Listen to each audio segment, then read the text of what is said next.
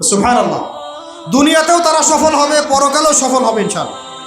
আল্লাহ বলছেন ইল্লাল্লাযীনা আমানু, তারা নয় যারা এক ঈমান এনেছে, তারা ক্ষতির মধ্যে নাই যারা ঈমান এনেছে। 2 ওয়া আমিলুস সলিহাত, সৎ আমল সম্পাদন করেছে। কি আমল?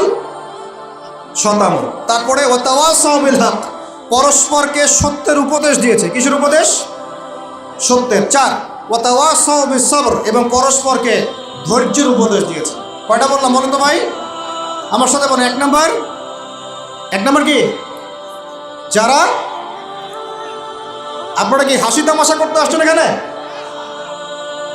এটা ক্লাসের মতো মনে করেন, এটা একটা ক্লাসের মতো মনে করেন।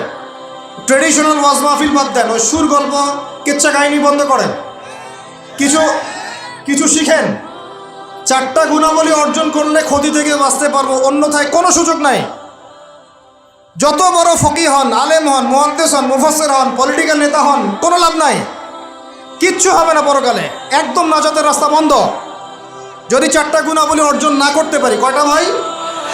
1 নাম্বার ইল্লাল্লাযীনা আমানু, যারা ঈমানদার হয়েছে। 1 নাম্বার কি? ঈমানদার হয়েছে, পাক্কা ঈমানদার হয়েছে। 2 নাম্বার ওয়া আমিলুস সলিহাত, সৎ আমল করেছে। কি আমল? ওয়া তাওয়াসাউ বিল হক, হকের দাওয়াত দিয়েছে। কিসের দাওয়াত? 4 নাম্বার ওয়া তাওয়াসাউ বিস সবর, ধৈর্যের দাওয়াত দিয়েছে, ধৈর্যের উপদেশ। কিসের উপদেশ? এটা কি শুধু একজন ব্যক্তির উপরে বর্তাবে না সবার উপর দায়িত্ব? এই সূরায় কি শুধু আলেমদেরকে উদ্দেশ্য করা হচ্ছে? শুধু মুফাসসিরদেরকে, শুধু মুহাদ্দিসদেরকে, শুধু বক্তাদেরকে, নাকি সবাইকে? এই সবাই মিলে যখন এই 4টা গুণাবলী অর্জন করবেন, দেখবেন ইনশাআল্লাহ দুনিয়াতেও বিজয় আমাদের, পরকালে আমাদের ইনশাআল্লাহ। এবার একটু ব্যাখ্যা করে, সংক্ষিপ্ত করে। ঈমান মানে কি? ঈমান অর্থ কি? বিশ্বাস। ঈমানের পিলার কয়টা? ঈমানের স্তম্ভ পিলার কয়টা? বলেন 6টা। কয়টা? আমার সাথে বলেন কয়টা? 1 নাম্বার আল্লাহ বিশ্বাস। কোথায় বিশ্বাস? এক আল্লাহ বিশ্বাস, আল্লাহ ছাড়া কোনো মাবুদ নাই। এবং আল্লাহর তাওহীদে বিশ্বাস, শিরক থেকে দূরে থাকা। 2 আল্লাহ পাকের মালায়েকা ফেরেশতা মণ্ডলীতে বিশ্বাস। ফেরেশতায় বিশ্বাস করি তো ইনশাআল্লাহ? এই জায়গাটাতে ফেরেশতারা আছেন, বিশ্বাস করেন? আমাদের 2 কাঁধে ফেরেশতা আছেন, বিশ্বাস করেন? আপনি যখন আয়াতুল কুরসি পড়ে ঘুমান, তখন একজন ফেরেশতা আপনাকে পাহারা দেন, বিশ্বাস করেন? সুবহানাল্লাহ। এরকম অগণিত অসংখ্য ফেরেশতা আছে আল্লাহ পাকের। কতগুলা? এই আরশে আজিম, এই আমরা বলি আরশে আজিম, নিচে একটা জায়গা আছে 7ম আসমানের উপরে, তার নাম হলো বাইতুল মামুর। কি নাম? বাইতুল। ওটা হচ্ছে একটা ফেরেশতাদের তাওয়াফ করার জায়গা। আমরা যেমন কাবা ঘরে তাওয়াফ করি না? করি না? কারা কারা করেছেন হাত তোলেন? মাশাআল্লাহ মাশাআল্লাহ। আল্লাহ পাক আরও বেশি করার তৌফিক দান করেন, আর যারা করে নাই তাদেরকেও তৌফিক দান করেন। আল্লাহ পাক সবাইকে হজ করার তৌফিক দান করেন। শোনেন, তবে একটা কথা বলে রাখি, ওই হজ উমরা সফরে গিয়ে, প্রসঙ্গ অন্যদিকে চলে যাচ্ছে, ওই জন্য বলতে যাচ্ছিলাম লম্বা করে। হজ উমরা সফরে গিয়ে এই মোবাইল ফোনগুলো নিয়ে যাবেন না, এই বাটন ফোন নিয়ে যাবেন। এই মোবাইল ফোন হজ উমরা সফরে নষ্ট করে ফেলেছে। এই হজ উমরা সফরে আমরা দেখে আসলাম যে মোবাইল ফোনের কারণে মানুষ ইবাদতের যে নূর নষ্ট করে ফেলেছে। ওখানে কেউ সেলফি, শোডাউন, এইটা ওইটা, আল্লাহ মাফ করেন আমাদের।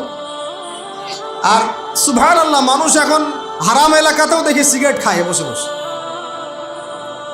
হ্যাঁ, হারামের বাইরে, মসজিদ নববীর বাইরে আমি তো দেখেছি এক মহিলাকেও সিগারেট খাইতে। কথা বুঝতে পারছেন? মানুষের সাইকোলজি এমন হয়ে গেছে এখন যে নববী, হারাম, এগুলোর পাশে বসে মানুষ সিগারেট খাচ্ছে, স্মোক করছে। আপনারা যারা সফরে গিয়েছেন বা যাবেন ভবিষ্যতে, এই ফোন আর এই জিনিসগুলো আপনারা কখনো, খবরদার, এগুলো কখনো করতে যাবেন না। সিগারেট তো এমনিতেই খাবেন না, বলছি মোবাইল ফোনও নিয়ে যাবেন না, এই স্মার্টফোনটা নিয়ে যাবেন না। যে ফোনটাতে বাটন কথা বলা যায় এতটুকু নিয়ে যাবেন। যদি নিয়ে যেতেই হয়, এটাকে হোটেলে বা কোথাও রেখে আসবেন, ইবাদতের মধ্যে এটা নিয়ে যাবেন। যাই হোক, ওইদিকে যাচ্ছি না, ওইটা অন্য প্রসঙ্গ।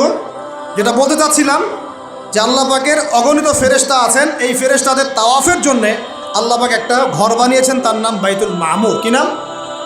তাই বাইতুল মামুরে যে ফেরেশতা একবার তাওয়াফ করে, কয়বার ভাই? সে আর কিয়ামত পর্যন্ত তাওয়াফের সুযোগ পাবে না।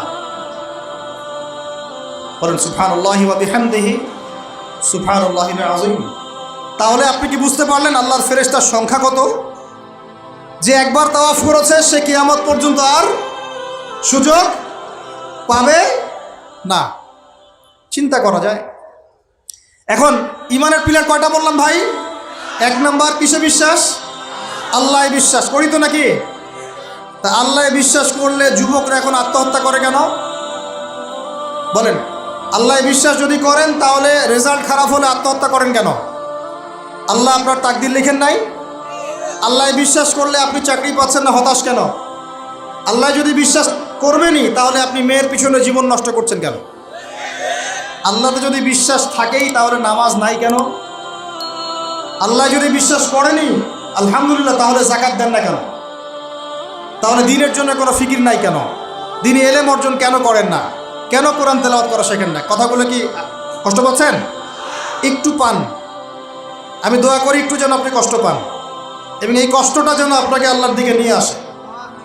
এই কষ্টটাই যেন আপনাকে আল্লাহর দিকে নিয়ে আসে। আল্লাহ তৌফিক দান করেন, আমিন। সবসময় নরম নরম ওয়াজে কাজ হয় না, সবসময় নরম নরম কথা বলে কাজ হয় না। আমাদের কাছে আবু বকর রাদিয়াল্লাহু আনহুর সুন্নতও আছে, ওমর ইবনে খাত্তাবের সুন্নতও আছে। আল্লাহ পাক আমাদেরকে তৌফিক দান করেন, আমিন। তাহলে ভাই আল্লাহ বিশ্বাস করবো তো ইনশাআল্লাহ? তাহলে এক কথায় আল্লাহর কোনো হুকুম ছাড়া যাবে না। রাজি? আল্লাহ পাকের কোনো হুকুম আহকাম ছাড়বো না ইনশাআল্লাহ। রাজি আছেন? আল্লাহ তুমি কবুল করো, আমিন। 2 আল্লাহ পাকের ফেরেশতা মণ্ডলীতে বিশ্বাস করি তো ইনশাআল্লাহ? ফেরেশতায় বিশ্বাস করলে গোপন পাপ কিভাবে করতে পারি? ফেরেশতায় বিশ্বাস করলে বাথরুমে পাপ করেন কিভাবে? ফোনের মধ্যে পাপ করেন কিভাবে? গোপনে মেয়ের সাথে পাপ করেন কিভাবে? গোপনে গোপনে পরকীয়া করেন কিভাবে? যদি আল্লাহকে আমরা আল্লাহ ফেরেশতার বিশ্বাস থাকেই তাহলে আমাদের এই ফেরেশতারা লিখছে না সব কিছু? লিখছে না? আল্লাহ পাক আমাদেরকে বিশ্বাস করার মতো করার তৌফিক দান করেন। হাদিসে জিবরিল সহিহ মুসলিমে আছে এবং মিশকাতে আছে। হাদিসে জিবরিলের মধ্যে নবী সাল্লাল্লাহু আলাইহি ওয়াসাল্লাম বলেছেন, আনতা আবুদুল্লাহ কাআন্নাকা তারাহ ফাইন লাম তাকুন তারাহু ফাইন্নাহু ইয়ারাক। শোনো মুসলমানরা, তুমি এমনভাবে আল্লাহর ইবাদত করো যেন তুমি আল্লাহকে দেখছো, আর যদি তুমি আল্লাহকে দেখতে না পারো তাহলে জেনে রাখবা আল্লাহ তোমাকে দেখছেন। এই বিশ্বাসটার নাম হলো ইহসান। কি নাম? ইহসান। এই ইহসানের সাথে ইবাদত করলে আমাদের মধ্যে সবসময় আল্লাহ কনসিয়াসনেস থাকবে। আল্লাহর ফেরেশতারা লিখছেন, আল্লাহ দেখছেন। অতএব প্রকাশ্য গোপনে আমার দ্বারা পাপ করা সম্ভব না। এরপরে পাপ হতে পারে কি না? হতে পারে না? পারে না? যদি পাপ হয়ে যায় কি করবেন? হতাশ হয়ে যাবেন না। যতবার পাপ হবে 2 রাকাত নামাজ, যতবার পাপ হবে ওযু করে 2 রাকাত নামাজ, ইনশাআল্লাহ আল্লাহ পাক পাপ মাফ করে দেবেন। তাই বলে আল্লাহ পাকের এই দয়ার সুযোগ নিয়ে পাপ করতেই থাকবেন এমন, দয়ার সুযোগ নিয়ে পাপ করতেই থাকবেন এমনটা নয়। আল্লাহ পাক যেমন গফুর রহিম, আল্লাহ পাক তেমনি শাদীদুল ইকাব। আল্লাহ পাক যেমন রহমান রহিম, পরম করুণাময় অসীম দয়ালু, আল্লাহ পাক তেমনি কঠিন শাস্তিদাতাও। ঠিক আছে? 2 নম্বর পিলার মালায়েকায় বিশ্বাস। 3 নম্বর ওয়া কুতুবিহি, আল্লাহ পাকের সমস্ত আসমানি কিতাবে বিশ্বাস করবো। রাজি আছি তো ইনশাআল্লাহ? তাহলে কোরআন পড়া শিখবো তো ইনশাআল্লাহ? তেলাওয়াত, আরবি ভাষা, আরবি ব্যাকরণ, তাফসীর এতটুকু শিখতে হবে। আল্লাহ পাক তৌফিক দান করেন। ওয়া রুসুলিহি, আল্লাহ পাকের সমস্ত রাসূলে বিশ্বাস করবো তো ইনশাআল্লাহ? আমরা কি শুধু নবী মুহাম্মদকে বিশ্বাস করি সাল্লাল্লাহু আলাইহি ওয়াসাল্লাম, না সমস্ত রাসূলকে বিশ্বাস করি? বলেন, কনসেপ্ট ক্লিয়ার করেন। আচ্ছা, আরেকটা কথা, আমাদের নবীজির পরে কি আরো নবী আসতে পারে? তো অনেক মানুষ যে বলছে যে গোলাম আহমেদ কাদিয়ানীয় নবী, বাংলাদেশে যে এগুলোর সংখ্যা দিন দিন বাড়ছে, তা আমাদের কোনো ভূমিকা নাই কেন? আমাদের কি মনে হয় যে আল্লাহ পাক আমাদেরকে ধরবে না? শোনেন, যাদের প্রত্যক্ষ মদতে আর পৃষ্ঠপোষকতায় বাংলার মাটিতে এগুলো ছড়াচ্ছে, আল্লাহ পাক এক একজন জালেমের কঠিন হিসাব দেবেন। আর আমরা তো অজ্ঞ হলাম কিভাবে? ঈসাই মুসলিম আবার কি? মুসলমানদের মধ্যে কোনো ঈসাই মুসলিম বলে কোনো শব্দ নাই। আমাদের কালিমা স্পষ্ট, লা ইলাহা ইল্লাল্লাহ, আল্লাহ ছাড়া কোনো মাবুদ নাই, মুহাম্মাদুর রাসূলুল্লাহ, মুহাম্মদ সাল্লাল্লাহু আলাইহি ওয়াসাল্লাম আল্লাহ পাকের সর্বশেষ নবী। তারপর লা নবিয়্যা বা'দা, তারপরে কোনো নবী আসবে না। হ্যাঁ, ঈসা ইবনে মারইয়াম আসবেন। তিনি আসবেন কখন? দাজ্জালকে হত্যা করার জন্য। নবী হিসেবে নন, তিনি আসবেন কি হিসেবে? উম্মাহ হিসাবে। আল্লাহ রাব্বুল আলামিন আমাদের একদম আকীদা পরিষ্কার করে রাখেন। আর এই ধরনের দাওয়াত যদি দিতে কেউ আসে, একটা চল লাগাই দিবেন ধরে। তারপর কি হবে দেখা যাবে, তারপর কি হবে দেখা যাবে। একদম কষে থাপ্পড় লাগাই দিবেন একটা। মুহাম্মদ সাল্লাল্লাহু আলাইহি ওয়াসাল্লামের উম্মত হয়ে থাকলে এদেরকে একদম সুযোগ দিবেন না আপনি। আমার নবী পরেও নবী আসবে এমন মতবাদ প্রচার করতেছে, নাউযুবিল্লাহ। ওলামায়ে কেরাম বাংলা জমিনে থাকতে এটা কখনো সম্ভব হবে না ইনশাআল্লাহ। এদের যত পণ্য আছে এগুলো একটা পণ্য ব্যবহার করবেন না কখনো। লিস্ট করে দেখবেন কোন কোন পণ্য এদের। আমি এগুলো বলতে চাচ্ছি না পাবলিকলি। সচেতন হন, ইমান কোন দিক দিয়ে বের হয়ে চলে গেল আল্লাহ পাক আমাদেরকে মাফ করেন। নবীজি এই যুগের কথাই বলছিলেন সম্ভবত, যে ইউসবিহুর রাজুলু মুমিনান ওয়া ইউমসি কাফিরান। একজন ব্যক্তি সকাল করবে মুমিন অবস্থায়, সন্ধ্যা হবে কাফের অবস্থায়। আস্তাগফিরুল্লাহ। ওয়া ইউমসি মুমিনান ওয়া ইউসবিহু কাফিরান। সন্ধ্যা করবে মুমিন অবস্থায়, সকাল হতে হতে কাফের হয়ে। ইয়াবিউর রাজুলু দীনাহু লিআরদিদ দুনিয়া। দুনিয়ার সামান্য স্বার্থে মানুষ তার দিনকে বিক্রি করে দিবে। বাংলার গ্রামে গ্রামে এখন এই যে খ্রিস্টান মিশনারিদের তৎপরতা দেখা যাচ্ছে। মানুষকে, মুসলমানদেরকে খ্রিস্টান বানানো হচ্ছে টাকার প্রলোভন দিয়ে, চিকিৎসা সেবার প্রলোভন দিয়ে। আপনারা কি দেখেও না দেখার ভান করছেন, শুনেও না শোনার ভান করছেন? যাদের প্রত্যক্ষ মদত এগুলো হচ্ছে, আল্লাহ পাকের কাছে জবাব দেওয়ার জন্য প্রস্তুত হয়ে যান আপনারা। দুনিয়াতে হয়তো কিছু হবে না, কেউ কিছু করতে পারবে না, কিন্তু কাল কিয়ামতে কে ছাড়ে আপনাকে তাই দেখে নিব আমরা। বিশ্বাস করেন, ওমর রাদিয়াল্লাহু আনহু বলছেন, যে কোরআন হাতে নিয়ে বলছি আমি, ওমর ইবনুল খাত্তাব রাদিয়াল্লাহু আনহু একদিন তার উটের ময়লা পরিষ্কার করছেন। যখন তিনি অর্ধেক বিশ্বের খলিফা উটের ময়লা পরিষ্কার করছেন, আলী ইবনে আবি তালেব এসে বলছেন, ইয়া আমিরুল মুমিনিন, আপনি আপনার পরবর্তী খলিফাদের উপরে কত কঠিন বোঝা চাপাই দিচ্ছেন। এত কিছু করার পরে নিজে উটের বোঝাও, উটের ময়লা পরিষ্কার করছেন, আমাদের জন্য এত কঠিন করে দিলেন খেলাফতের দায়িত্ব। তখন ওমর ইবনুল খাত্তাব বলছেন, এই কথাটা শোনেন। তিনি বলছেন যে যে আমাকে উচ্চ প্রশংসায় ভাসিও না, ইয়া আবুল হাসান। আবুল হাসান হচ্ছে আলী রাদিয়াল্লাহু আনহুর নাম। হে আলী, আমাকে উচ্চ প্রশংসায় ভাসিও না। আমি ভয় করি ইরাক তো তখন মুসলমানদের আওতায় আছে, ইরাকের ফোরাত নদীর কিনারায় যদি কোনো ছাগলের বাচ্চাও না খেয়ে মারা যায়, আমি ওমর ভয় করি কাল কিয়ামতের মাঠে আল্লাহ আমাকে এই জন্য জবাবদিহি করাবে। কি বুঝলেন? ওই যুগ আর এই যুগ লা ইস্তামিআন, এটা কখনো একসাথে মিলবে না। এগুলো জাদুঘরে চলে গেছে এখন। তিনি বলছেন, ওমর রাদিয়াল্লাহু আনহু যিনি জান্নাতের সার্টিফিকেট প্রাপ্ত মানুষ, যার জান্নাতের ঘর আল্লাহ রসুল দেখে এসেছেন, তিনি বলছেন যে আমি ভয় করি ইরাকের ফোরাত নদীর কিনারায় কোনো মেষ পালক বা ছাগলের বাচ্চা, মেষ শাবক, তারাও যদি না খেয়ে পানির পিপাসায় মারা যায়, আমি ওমর ভয় করি কাল কিয়ামতের মাঠে আল্লাহ আমাকে জবাবদিহি করো। আর কিছু বলতে হবে আপনাদেরকে? ব্যাস, যার মধ্যে নফসের মধ্যে নূর আছে তার জন্য উপদেশ যথেষ্ট। ফাযাক্কির ইন্নামা আনতা মুযাক্কির, তুমি উপদেশ দাও, তুমি শুধু উপদেশ দাতা। লাস্তা আলাইহিম বিমুসাইতির, তুমি কারো প্রতি দারোগা নও। ফাযাক্কির ইন নাফাআতিয যিকরা, যদি উপদেশ কাজে আসে উপদেশ দিয়ে যাও। সায়াযাক্কারু মান ইয়াখশা, যে আল্লাহকে ভয় করে সে ইনশাআল্লাহ অতি শীঘ্রই লাইনে চলে আসবে, আল্লাহকে ভয় করে। বাস, আমাদের কাজ এতটুকুই, এর বেশি আমাদের কোনো দায়িত্ব নাই। এখন শোনেন, যে কথা বলতে এতদূর চলে আসলাম, মুহাম্মদ সাল্লাল্লাহু আলাইহি ওয়াসাল্লামের পরে আর কোনো নবী আছে? আকীদা স্পষ্ট থাকবে তো ইনশাআল্লাহ। এবার আসেন, ওয়া কুতুবিহি বলতে আমরা সমস্ত কিতাবে বিশ্বাস করি, ওয়া রুসুলিহি বলতে আমরা সমস্ত আম্বিয়া কেরামে বিশ্বাস করি। ওয়াল ইয়াউমিল আখির, 5 নাম্বারটা কি ভাই? ওয়াল ইয়াউমিল আখিরাতের জীবনে আমরা বিশ্বাস করি। আখিরাতে যদি বিশ্বাস করি তাহলে আমাদের দ্বারা দুনিয়াকে সর্বোচ্চ অগ্রাধিকার দেওয়া সম্ভব না। আমরা দুনিয়ায় চলবো আখিরাতের স্বার্থে। কিসের স্বার্থে? দুনিয়া চলবো কিসের স্বার্থে ভাই? আল্লাহ তৌফিক দান করেন, আমিন। আমাদের চলার মূল মন্ত্র একটাই, কোন কাজ আমাদেরকে আখিরাতে বেনিফিটেড করবে, উপকার দিবে, ওই কাজে আমি আসি। যেই কাজ আমাকে পরকালে কোনো ফায়দা দেয় না, ওই কাজে আমি নাই। কথা ক্লিয়ার? যেই কাজ আমাকে আখিরাতে কি দিবে, ফায়দা দিবে, সেই কাজে আমি আসি। যেই কাজ ফায়দা দিবে না, সেই কাজে কি তো এখন গার্লফ্রেন্ড ফায়দা দিবে? সুদ ফায়দা দিবে? বলেন, অন্যের সম্পদ আত্মসাৎ করা ফায়দা দিবে? জুলুম করলে ফায়দা দিবে? বুঝবেন, আল্লাহ পাক বোঝার তৌফিক দান করেন, আমিন। 6 নম্বরটা হচ্ছে ওয়া আন তুমিনা বিল কদরি খাইরি ওয়া শাররি, তাকদীর বা ভালো মন্দের এই ফয়সালার প্রতি, আল্লাহর পক্ষ থেকে ফয়সালার প্রতি তুমি বিশ্বাস করবে। এই 6টা হলো পিলার। 6 নম্বর পিলারটা কি ভাই? তাকদীর বা ভাগ্যে বিশ্বাস করা, করি কি না? এইখানে আপনাদের সাথে আমার কথা, তাকদীর বা ভাগ্যে বিশ্বাস করলে রিজিক নিয়ে এত পেরেশান হওয়ার কিছু নাই। তাকদীর ভাগ্যে বিশ্বাস করলে এই যে ছোটোখাটো বিপদ আপদ বালা মুসিবত আসতেছে আমাদের জীবনে, আসতে আছে না, এগুলোতে বিচলিত হওয়ার কিছু নাই, কিছু নাই।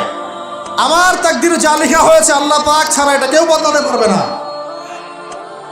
আপনার আমার তাকদীরে যদি লেখা থাকে যে আমাদের হাতে আল্লাহর জমিনে আল্লাহর কালিমার পতাকা প্রতিষ্ঠিত হবেই, কোনো শক্তি ঠেকাতে পারবে না।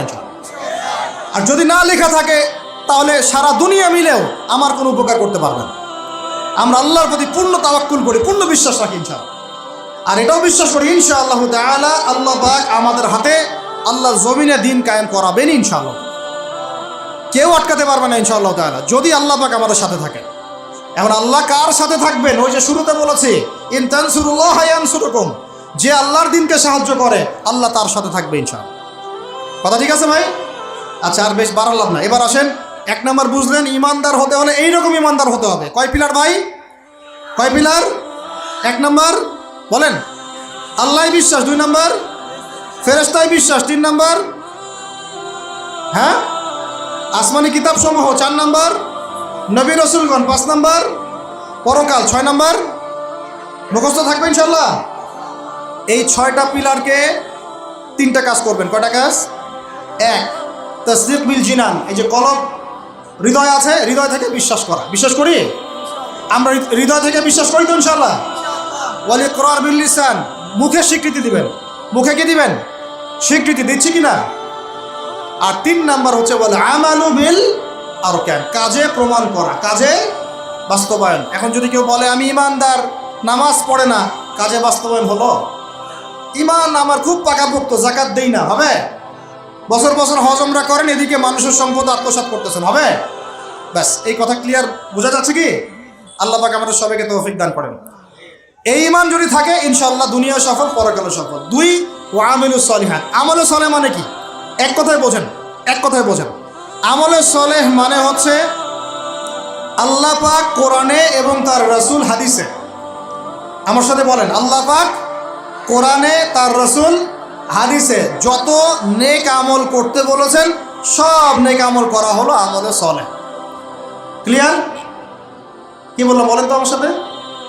আল্লাহ পাক কোরআনুল কারীমে তার রাসূল হাদিসের মধ্যে যত নেক কাজ করতে বলেছেন সেগুলো করার নাম আমলে সলেহ। যেমন নামাজ, যেমন সওম, যেমন সাদাকা, যেমন রমজানে সওম রাখা, হজ করা, উমরা করা, পিতা মাতার সাথে ভালো ব্যবহার, এমনকি মুসলিম ভাইয়ের সাথে হাসি মুখে কথা বলা, মুসাফা করা, হাসি মুখে কথা বলা, এগুলো থেকে শুরু করে যত উচ্চ পর্যায় পর্যন্ত আছে, একদম আপনার চেহারার দাড়ি থেকে নিয়ে জিহাদের ময়দান পর্যন্ত সব কিছু কি আমলে সলেহ। ক্লিয়ার কথা? এবার আরেকটা বিষয় বোঝেন, আমলে সলেহ এটা হচ্ছে একটা পিঠ, পয়সার যেমন 2 পিঠ থাকে, এটা আমলে সলেহের 1 পিঠ। আরেক পিঠে কি আছে? আরেক পিঠে আছে আল্লাহ পাক কোরআনে তার রাসূল হাদিসে যত মন্দ কাজ থেকে দূরে থাকতে বলেছেন সেগুলো থেকে দূরে থাকার নাম হলো আমলে সলেহ। বুঝতে পারি নাই? একটা পিঠ তো চিনলেন, ভালো কাজগুলো করা, আরেকটা পিঠও চিনেন। আল্লাহ পাক কোরআনে তার রাসূল হাদিসে যত খারাপ কাজ থেকে দূরে থাকতে বলেছেন, দূরে থাকার নাম, আরো জোরে বলেন, দূরে থাকার নাম। এই যে আপনি সুদ খাচ্ছেন না, এটাই আমলে সলেহ। এই যে আপনি শেভ করছেন না, এটা আমলে সলেহ। এই যে আপনি অন্যের সম্পদ আত্মসাৎ করছেন না, এটা আমলে সলেহ। বেপরদায় চলছেন না, এটাই আমলে সলেহ।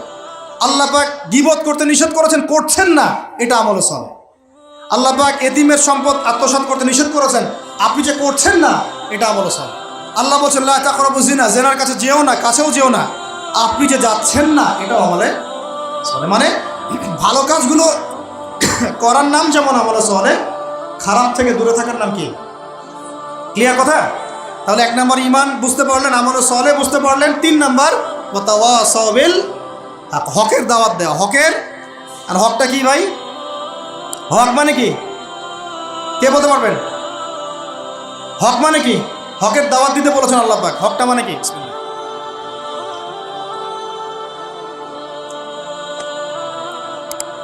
আমার হাতে কি এটা? এই জুমার রাত চলতেছে না, দিন একটা সূরা পড়তে হয়। সূরাটার নাম কি?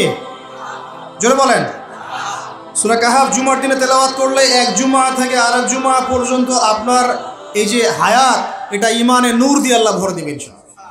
আর এই সূরা কাহাফ আপনাকে দাজ্জাল থেকে বাঁচাবে। কার থেকে বাঁচাবে? সূরা কাহাফের সাথে আল্লাহ রাসূল দাজ্জালকে সম্পৃক্ত করেছেন। সূরা কাহাফ ছাড়া অন্য কোনো সূরার কথা বলা হয়নি। সূরা কাহাফ আপনাকে দাজ্জাল থেকে বাঁচাবে ইনশাআল্লাহ। এই সূরার মধ্যেই আছে হকের সংজ্ঞা। কিসের সংজ্ঞা? এই সূরার মধ্যে 29 নম্বর আয়াতে আপনি পাবেন আল্লাহ রাব্বুল আলামিন বলছেন ওয়াকুলিল হাক্কু মির রাব্বিকুম, সুবহানাল্লাহ, ওয়াকুলিল হাক্কু মির রাব্বিকুম ফামান শাআ ফালইউমিন ওয়া মান শাআ ফালইয়াকফুর।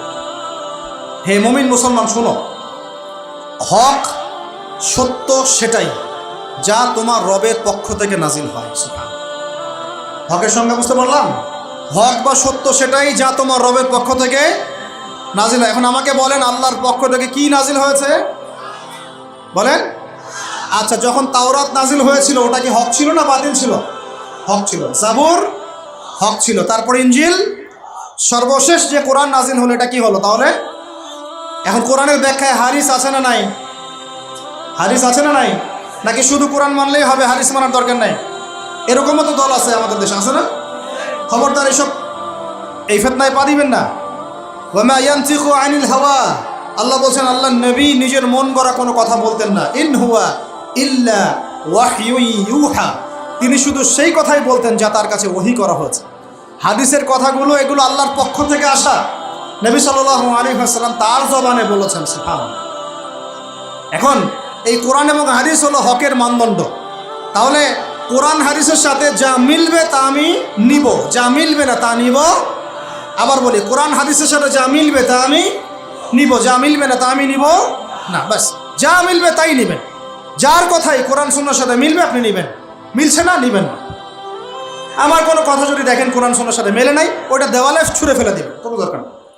হতেই পারে মানুষের সব কথাই যে একদম 100% পারফেক্ট হবে, নট নেসেসারি, ভুল হতে পারে। যদি দেখা যায় কোরআন সুন্নাহর সাথে মেলে নাই, ছুঁড়ে ফেলে দেবেন। যেটা মিলেছে অবশ্যই নিতে হবে। এখন হকের মানদণ্ড কি পেলাম? বলেন, হকের মানদণ্ড কি? কোরআন এবং এই হকের দাওয়াত আল্লাহ পাক দিতে বলছেন। এই হকের দাওয়াত দেওয়ার দায়িত্ব কি শুধু একা আমার, একা এই যে আলেম ওলামায়ে কেরামের, নাকি আমাদের সবার? দাওয়াতের মেহনত আপনি করবেন অবশ্যই, কিন্তু ইখতিলাফি মাসআলা, ফিকহি মাসআলা, গভীর যে বিষয়গুলো, এগুলো নিয়ে আপনি কথা বলবেন। যেমন নামাজের দাওয়াত আপনি দিতে পারেন, পারেন কি না? নিজে নামাজ পড়েন, একটা বন্ধুকে নামাজের দাওয়াত দিতে পারেন। নিজে রোজা রাখেন, মানুষকে রোজার দাওয়াত দেন। নিজে পর্দা করেন, আরেক বোনকে পর্দার দাওয়াত দেন। কিন্তু আপনি ফিকহি ইখতিলাফি মাসআলার পার্থক্য বুঝেন, অনেক গভীর, এগুলো নিয়ে সমাজে ফাসাদ সৃষ্টি করতে যাবেন। ফিকহি মাসআলার হাত বাঁধার, আমিনের, রফল ইয়াদাইনের, জোরে আমিন, আস্তে আমিন, তারাবি, এটা ওইটা, অনেক যে ব্যাপারগুলো আছে, এগুলো ফিকহি ইখতিলাফি মাসআলা, যেগুলোর গভীর জ্ঞান অর্জন না করা পর্যন্ত কেউ ইজতিহাদ করতে পারে না। এই জন্য ওলামায়ে কেরামের কাছে আমরা যাই, ওলামায়ে কেরাম যেটা ফতোয়া দেন সেটা আমরা গ্রহণ করি। আমরা ওলামায়ে কেরামের সোহবত থেকে দিন শিখবো। কথা ঠিক আছে ভাই? একা একা দিন শিখবেন না, ওলামায়ে কেরামের সাথে পরামর্শ করে সোহবত থেকে দিন শিখবেন। আর হকপন্থী ওলামায়ে কেরাম আর বাতিলপন্থী ওলামায়ে কেরাম কারা, এটা তো স্পষ্ট হয়ে যাচ্ছে। দেখবেন স্পষ্ট হয় নাই? এই যে অক্টোবর মাসের যে ফিলিস্তিন ইস্যু, এর পরেও কি আপনাদেরকে চেনাতে হবে যে কারা মুনাফিক আর কারা মুমিন? চেনাতে হবে। দেখেন নাই মুনাফিকদের কর্মকাণ্ড? এইরকম সময়ে তারা ইহুদিদের পক্ষে কথা বলে নাই, বলে নাই? এরকম নির্লজ্জ জাতির, নির্লজ্জ একটা প্রজন্ম যারা যুদ্ধ চলাকালীন ইহুদিদের পক্ষে কথা বলেছে। আল্লাহ পাক হেফাজত করেন আমাদেরকে এই ফিতনা থেকে। মুহাক্কিক আলেমদের সাথে পরামর্শ করে দিন পালন করবেন, আল্লাহ পাক তৌফিক দান করবেন। তাহলে হক বলতে বোঝাচ্ছি কোরআন এবং হাদিস। আল্লাহ পাক কোরআন হাদিসের এই হকের দাওয়াতটা সবাইকে দেওয়ার তৌফিক দান করেন। দাওয়াতটা কি দিব শুধু সৎ কাজে আদেশ করব নাকি অসৎ কাজে নিষেধ করব? বলেন। আচ্ছা, এইটা মূলনীতি দাওয়াতের। শোনেন, এই কথাটা ভালো করে শোনেন। আল্লাহর নবী সাল্লাল্লাহু আলাইহি ওয়াসাল্লামের চেয়ে ভদ্র কোনো মানুষ ছিল? আসবে? আসছিল কখনো? নম্র, সভ্য, ভদ্র কোনো মানুষ পৃথিবীতে কখনো আসছে তার চাইতে? আসবে? তা এখন আমাকে বলেন তো, তাহলে তাকে মার খাইতে হলো কেন? ভদ্র মানুষ, নম্র মানুষ, মানুষের ভালো চান, এতিমের পাশে দাঁড়ান, বিধবার পাশে দাঁড়ান, কোনোদিন কাউকে একটা গায়ে টাচ করেন নাই, কটু কথা বলেন নাই, কখনো মিথ্যা কথা বলেন নাই। আল আমিন। এই মানুষটাকে মানুষ 15 বার হত্যা করার চেষ্টা করেছে। কতবার? 15 বার আল্লাহর নবীকে হত্যা করার চেষ্টা করেছে। তাই তার দাঁত মানুষ মেরে ভেঙে দিয়েছে, তার পা মচকে দিয়েছে, তারপরে তার মাথার মধ্যে আঘাত করেছে, কড়া ঢুকে গেছে উহুদের যুদ্ধের দিন। ও পিঠের মধ্যে উটের নাড়ি ভুড়ি চাপিয়ে দিয়েছে, দড়ি দিয়ে ফাঁস দেওয়ার চেষ্টা করেছে। তো এই কাজগুলো রাহমাতুল লিল আলামিন নবী মুহাম্মদ সাল্লাল্লাহু আলাইহি ওয়াসাল্লামের ক্ষেত্রে কেন হলো? তিনি যদি সৎ কাজে আদেশ করতেন শুধু, তাহলে সমাজের মানুষ তাকে মাথায় তুলে না রাখত। যখন থেকে তিনি সৎ কাজে আদেশের সাথে অন্যায়ের নিষেধগুলো করা শুরু করেছেন, তখন থেকেই সমাজের অন্যায়কারীরা তার শত্রু হয়েছে। কথা কি বোঝা যায় না? যায় না? আল্লাহ পাক আয়াত নাযিল করলেন, কুল ইয়া আইয়ুহাল কাফিরুন, বলো হে কাফের, লা আ'বুদু মা তা'বুদুন, তোমরা যার ইবাদত করো আমি তার ইবাদত করি না। ওয়ালা আনতুম আ'বিদুনা মা আ'বুদু ওয়ালা আনা আ'বিদুন মা আ'বাদতুম ওয়ালা আনতুম আ'বিদুনা মা আ'বুদু লাকুম দীনুকুম ওয়ালিয়া, তোমাদের দিন তোমাদের, আমার দিন আমার। এখন আমরা কি করছি জানেন? সমাজে আমরা সত্য মিথ্যা, হক বাতিল, নোংরা পরিষ্কার সব একসাথে করার চেষ্টা করতেছি। এটা হবে না কখনো। সত্য মিথ্যা, ন্যায় অন্যায় আলাদা হয়ে যাবে ইনশাআল্লাহ, হক বাতিল পার্থক্য হয়ে যাবে ইনশাআল্লাহ। এটাই ইসলাম। অতএব সৎ কাজে আদেশের সাথে সাথে অসৎ কাজে নিষেধও থাকতে হবে। আল্লাহ পাক তৌফিক দান করেন, আমিন। এটা হলো হকের দাওয়াত। 3, 4 ওয়াতাওয়াসাউ বিস-সাবর, ধৈর্যের উপদেশ। তো এখন আমাকে উত্তর দেন দেখি, হকের সাথে ধৈর্যের সম্পর্ক কি? বলেন, কে বলতে পারবেন? হকের দাওয়াতের সাথে ধৈর্যের কি সম্পর্ক? হ্যাঁ, মাশাআল্লাহ, ভেরি গুড। যখন হকের দাওয়াত দিবেন, সুরসুরি মার্কা দাওয়াত না, গোলালু মার্কা দাওয়াত না, যে সব তরকারি দিয়েই চলে, এমন না। যখন সত্য মিথ্যা স্পষ্ট করবেন আপনি, তখন চতুর্দিক থেকে আপনার কাছে বাধা আসবে। কথা বুঝতে পারছেন? প্রথম বাধা আসবে আপনার পরিবার থেকে। কি থেকে? পরিবার, তারপর সমাজ, তারপর আসবে এক শ্রেণীর ধর্মীয় অঙ্গনের এক শ্রেণীর মানুষ থেকে আপনার বাধা আসবে, আর সর্বশেষ বাধা আসবে আপনার একদম বিশ্বশক্তি, পরাশক্তি থেকে।